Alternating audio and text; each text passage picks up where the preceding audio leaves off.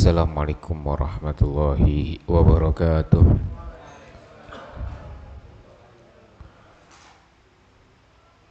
Innal hamdalillah nahmaduhu wa nasta'inuhu wa nastaghfiruh wa na'udzu billahi min shururi anfusina wa min sayyiati a'malina. Man yahdihillahu fala mudhillalah wa man yudlil fala hadiyalah. Wa asyhadu an la ilaha illallah wahdahu la syarikalah wa asyhadu anna sayyidana wa nabiyyana Muhammadan abduhu wa rasuluhu la nabiyya ba'dah. Allahumma shalli wa sallim ala sayyidina Muhammadin sallallahu alaihi al-fatih lima ughliq wal khatim lima sabaq nasiril haq bil haq wal hadi ila siratikal mustaqim. Wa sallallahu ala sayyidina wa nabiyyina Muhammadin wa ala alihi wa sahbihi wa man tabi'ahum bi ihsanin ila yaumiddin, amma ba'd. Yang kami hormati dan kami muliakan para jamaah majelis yang sudah hadir pada malam hari ini. Juga yang saya hormati semua yang sudah membantu terlaksananya acara di semua acara pengajian-pengajian, yang sudah meramaikan dengan hadrohnya, yang juga sudah mendokumentasikan sehingga lebih manfaat. Alhamdulillah, pada malam hari ini kita dipertemukan lagi oleh Allah Subhanahu wa Ta'ala. Kita masih diberikan oleh Allah kesehatan, kita masih dimudahkan oleh Allah, sehingga atas karunia Allah lah kita mampu melangkahkan kaki di sini, sehingga kemudahan-kemudahan yang Allah berikan menjadikan kita gampang dan kita bisa hadir.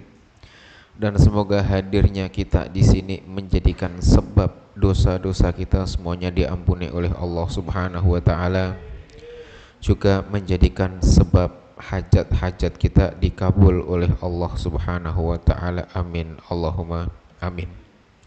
Salawat dan salam semoga tetap tercurahkan kepada baginda besar Nabi Muhammad sallallahu alaihi wasallam beserta para sahabat-sahabatnya dan para pengikut-pengikutnya, dan semoga kita semua yang hadir di sini semoga kelak akan dijadikan oleh Allah sebagai hamba-hamba yang diberikan kemudahan oleh Allah untuk mencari kebaikan-kebaikan, diridhai oleh Allah, dirahmati oleh Allah, dan mendapatkan syafaat dari Rasulullah sallallahu alaihi wasallam. Amin, Allahumma amin.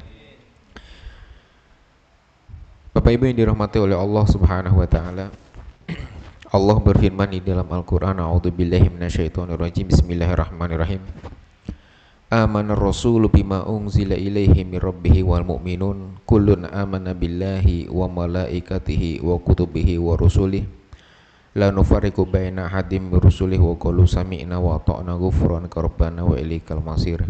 La yukallifullahu nafsan illa wus'aha laha ma kasabat wa 'alaiha maktasabat rabbana la tu'akhidna in nasina aw akhtana ila akhiril ayah. Baik, Allah Subhanahu wa Ta'ala menjadikan bagi kita semuanya diwajibkan oleh Allah untuk mengimani perkara-perkara yang memang seharusnya kita imani, mulai dari mengimani adanya Allah, wa malaikatihi, dan malaikat-malaikat Allah, kitab-kitabnya, rasul-rasulnya, kejadian yang harus kita imani yang belum terjadi saat ini tapi akan terjadi nanti, yaitu hari akhir juga harus kita imani, atau hari kiamat. Juga yang harus kita imani adalah qada dan qadrat, atau ketentuan-ketentuan dari Allah Subhanahu wa Ta'ala. Jadi manusia menciptakan siapapun, menciptakan yang ada di alam semesta ini tidak tercipta begitu saja atau tanpa direncanakan, tidak. Tapi semuanya yang diciptakan oleh Allah ini karena Allah merencanakan, terencana. Sehingga disebutkan oleh Allah, laqad khalaqnal insana fi ahsani taqwim, maka manusia diciptakan oleh Allah sebaik-baik ciptaan. Nah, kita tercipta oleh Allah ini direncanakan. Sebelum kita terlahir, Allah sudah menulis di dalam kodoknya, di dalam ketentuan-ketentuan tersebut Allah sudah memberikan apa yang seharusnya atau nanti terjadi pada kita yang akan kita jalani di dunia dan akhirat nanti.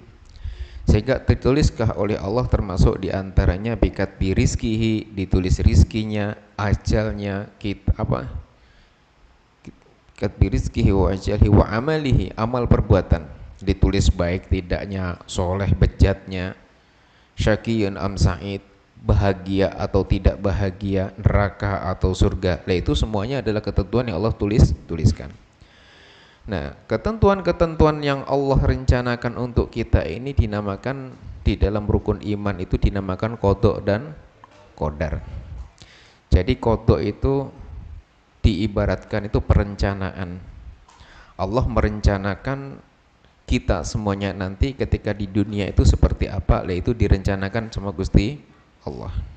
Sehingga karena direncanakan maka ditulislah mulai dari rizkinya, halal haramnya, baik buruknya, ajalnya, surga nerakanya, semuanya direncanakan.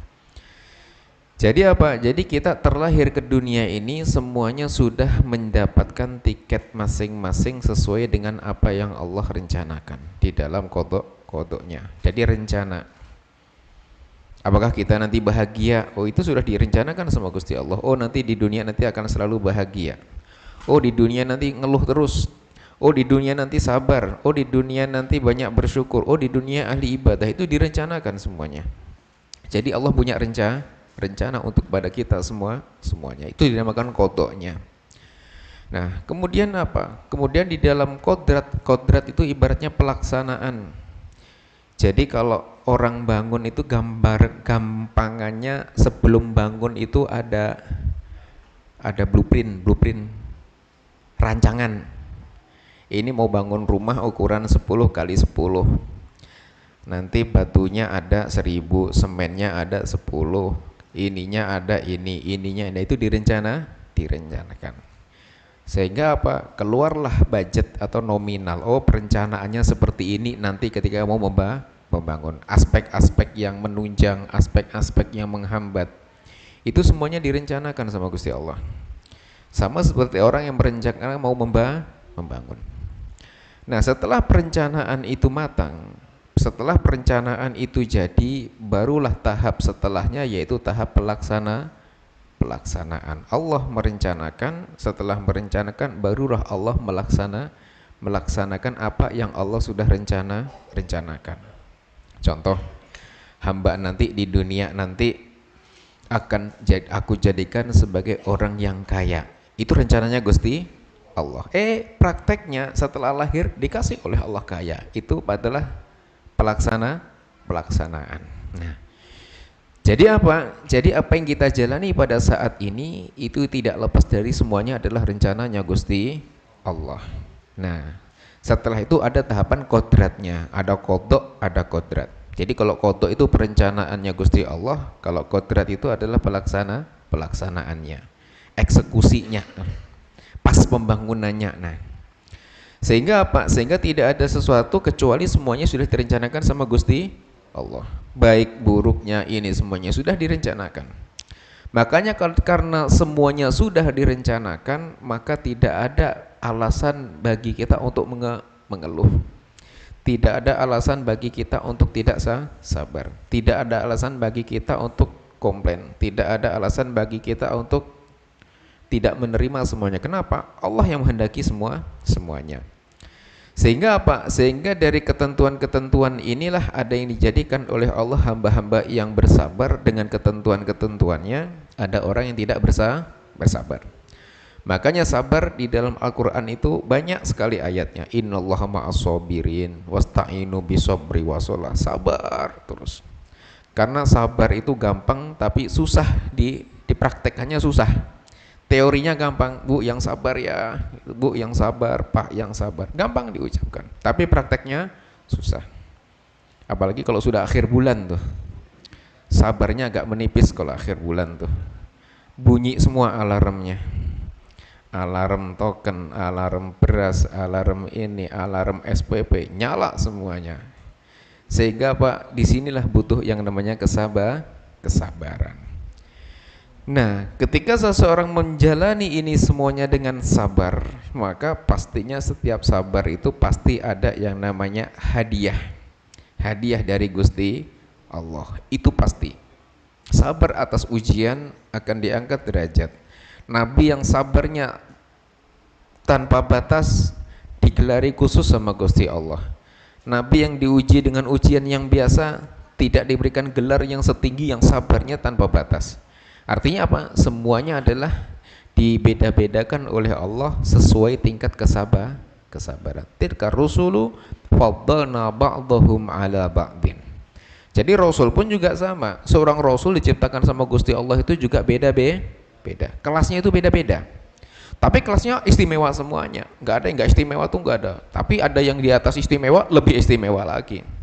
Nah itulah para Rasul yang digelari oleh Allah sebagai ulul azmi yang memiliki kesabaran luar biasa tanpa batas.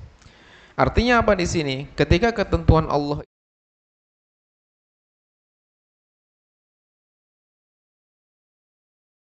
kesabaran atas menjalani apa yang sudah menjadi rencananya Gusti Allah. Kita melaksanakan yang terbaik. Kita menjalani yang terbaik. Kita tawakal Allah setelah kita ikhtiar. Nah, itulah yang kita kerjakan. Jangan sampai kita pasrah tanpa ada upaya. Kita usaha dulu maksimal. Kita kerja yang maksimal. Kita ikhtiar yang maksimal. Barulah setelah itu kita tawakal. Makanya pada zaman Nabi dulu ada seorang sahabat Nabi Muhammad SAW yang waktu itu sedang ke masjid naik kuda. Nah, ketika sahabat Nabi itu naik kuda, ternyata kudanya tadi ketika diparkir di parkiran tadi nggak diikat. Diingatkanlah, loh kok kudanya nggak diikat? Tawakal Allah. Tawakal itu bukan begitu. Tawakal itu diikat dulu, baru kok diikat kok masih lepas. Nah, itu di luar kuasa dan kendali. Karena sudah diikat, sudah di ini sudah masih lepas, berarti di luar kendali kita. Berarti Allah menghendaki lepaskan gitu. Nah, kita juga sama. Ikhtiar itu adalah apa? Maksimal upaya dulu baru tawakal.